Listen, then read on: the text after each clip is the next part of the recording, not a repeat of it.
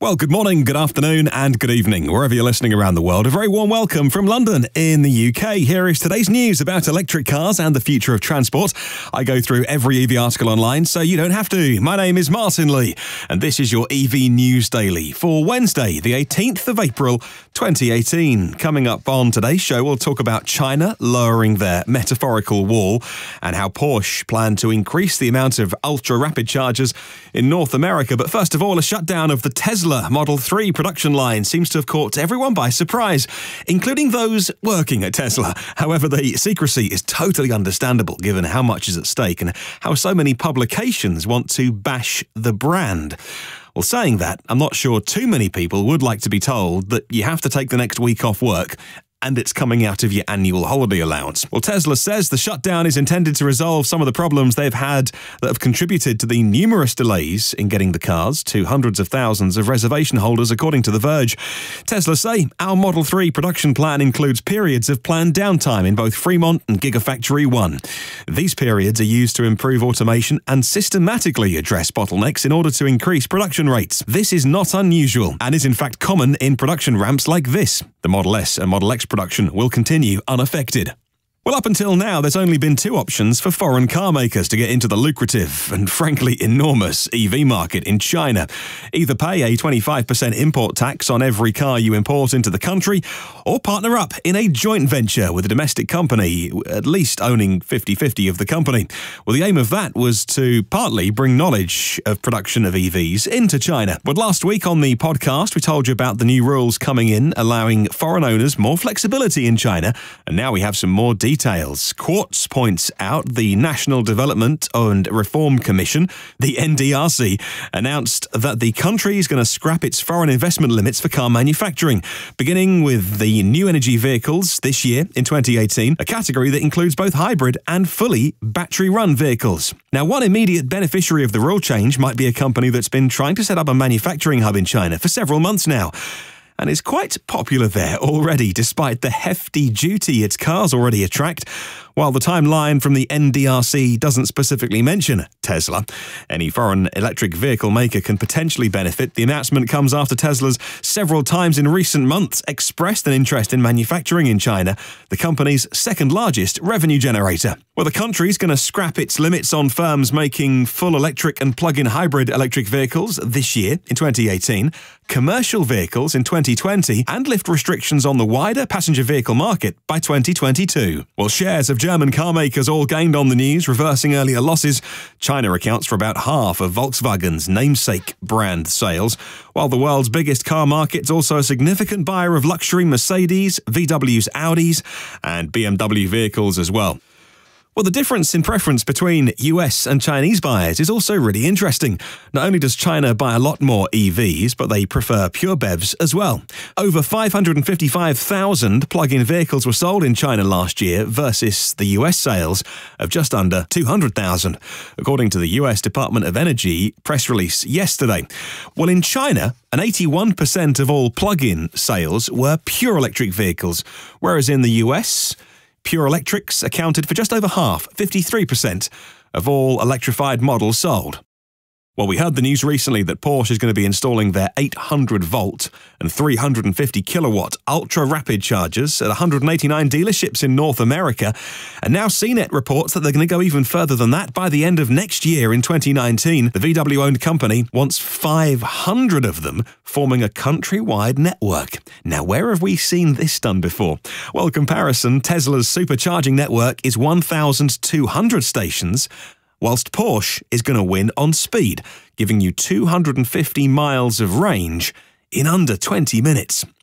Now, the partners are likely to be EVgo, ChargePoint, and, unsurprisingly, Electrify America, as that makes sense. Electrify America being the body that VW's Dieselgate settlement was set up to spend the money on. As for the ones actually at the dealers, well, they'll be the ones footing the cost for those, and each one of these chargers is over 6 figures. Plus, They reckon they'll need some battery storage on site as well to buffer both the load and also potentially avoid very expensive upgrades to grid connections. Well, the Porsche network isn't going to be limited to fast chargers or ultra-rapid chargers or whatever the heck we call 350 kilowatt chargers. The automaker's also considering more traditional chargers at various points of interest, like hotels and golf courses. And as for whether Porsche will charge, that wasn't confirmed today, but I think it's pretty much a cert. We reported a few weeks ago on the podcast, and I haven't looked up the exact date in case you were going to go back and listen to that previous episode, but we definitely reported on one of the heads of Porsche saying that they see charging as a revenue line for them, whereas Tesla always say we're never going to make money out of supercharging. We just want to cover our costs. And you know why not? Because whoever owns filling stations, whether that's Shell or BP or Total or whichever one you take an ICE car to fill up, well, they're going to make some money. So, if you can afford to buy a Porsche, I don't mind so much Porsche using that as a way to make a bit more money. I think it's because at the start of this whole journey, lots of EV chargers were free, certainly here in the UK, something called the electric highway. The infrastructure was all built out and it was on free vend and you could just charge your EV for free. And then when they started charging, reasonable amounts, I must admit, I mean that in a positive way, it wasn't extortionate. Well, everybody on the internet got up in arms, but that tends to be what the internet's useful for. Indian ride-hailing firm Ola, OLA, is backed by Japan's SoftBank Group, and they announced on Monday plans to launch 10,000 electric three-wheelers in the country over the next 12 months as part of a broader electrification plan. It's called Mission Electric, and it's a commitment to place 10,000 e-rickshaws and electric auto rickshaws in its service in the next 12 months. The company is going to develop Mission Electric as a platform to bring 1 million EVs on the roads in India by 2021. Mission Electric sounds like something that Tom Cruise should be starring in. Well, Envision Solar has announced the delivery of their EV Arc solar charging stations to the California Department of Parks and Recreation. Now, the EV Arc products provide workplace charging at the agency's Bay Area District Office and public charging for parks as well. EV Arc products allow the park users, the employees, the fleet vehicles to plug in and drive on sunshine in remote locations and or where circuit deficiencies might exist. Now, the agency also appreciates, they say, the capability to move these EV Arc chargers if necessary. And this is a fantastic, really intriguing way to put these kind of remote locations, these solar chargers, these all-in-one solar chargers with the big canopy over the top and all the infrastructure you need just to drive underneath one and start to charge your EV. Well done, California.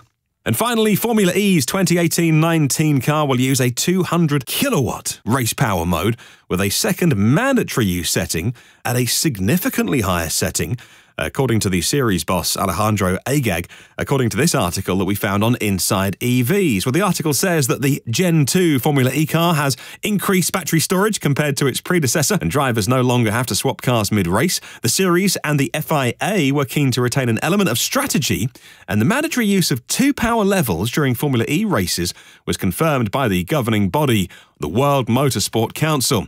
And that's where we'll leave the news for today. I would love to spread the word about electric cars. So if you, like me, love the world of EVs, maybe spread this podcast to at least one person. You should share this on Facebook or Twitter or LinkedIn or somewhere where you think somebody might be interested. You can listen to every previous episode of the podcast on iTunes, Google Play, Spotify, YouTube, TuneIn, Stitcher, and the blog at evnewsdaily.com. I put all of the previous episodes online. I don't believe in charging for them. If it's a useful resource, they're fully searchable on the website as well. On the top right of the website, you'll see the search box. And if you want to see whatever the news was about Tesla, you can just type into that search box Tesla or Model 3, and it'll bring up all the previous podcasts that featured some news in about them. A reminder, the blog is evnewsdaily.com. And if you want to, you can subscribe on whatever platform you do prefer to get the podcast on. That means you get it first and free and automatically. It would mean a lot, though, and it really would mean a lot because it's kind of how rankings and things are worked out on these algorithms. If you could rate and review the podcasts that get the most reviews, if you want to do 5-star or 1-star, I don't mind, but it's all about the ones that get the reviews. Help spread the word about electric cars to a wider audience of people just browsing podcasts. Come and say hi on Facebook or LinkedIn or Twitter. Just search EV News Daily on your favourite socials. Have a wonderful day, and I'll catch you tomorrow.